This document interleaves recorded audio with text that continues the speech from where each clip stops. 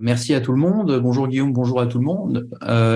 Alors bon, je vais commencer cette conférence d'une manière qui n'est pas très originale, en fait, de la manière dont plutôt commencent les mauvaises conférences, parce que toutes les mauvaises conférences commencent en prétendant qu'elles vont changer votre façon de voir le monde.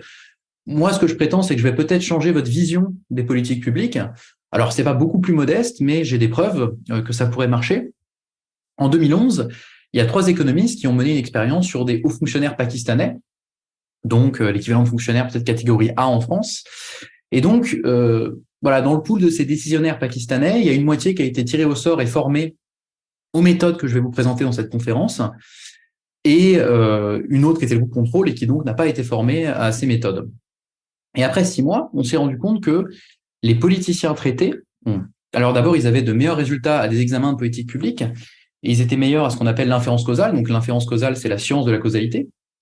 On trouvait dans leur copie des phrases comme corrélation n'est pas causalité. Troisièmement, ils étaient disposés à dépenser 300% de plus pour financer des essais contre les randomisés. Je vais expliquer ce que c'est, mais en général, je crois que dans le monde de l'altruisme efficace, on sait ce que c'est.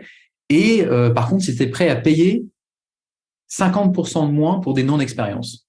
Et troisièmement, ces décisionnaires, ceux qui avaient été effectivement formés à ces méthodes, à l'évaluation des politiques publiques, ils étaient 3 fois plus disposés à choisir des politiques pour lesquelles il existait des preuves causales.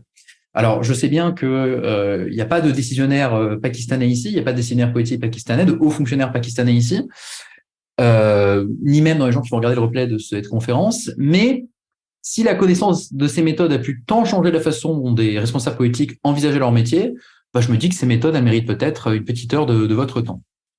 Donc, le but de cette conférence, c'est de vous présenter ces méthodes quantitatives qui permettent d'isoler l'effet des politiques publiques. Donc, isoler l'effet, c'est-à-dire savoir dans quelle mesure ce qui s'est passé après une politique est dû à la politique plutôt qu'à un autre facteur. Par exemple,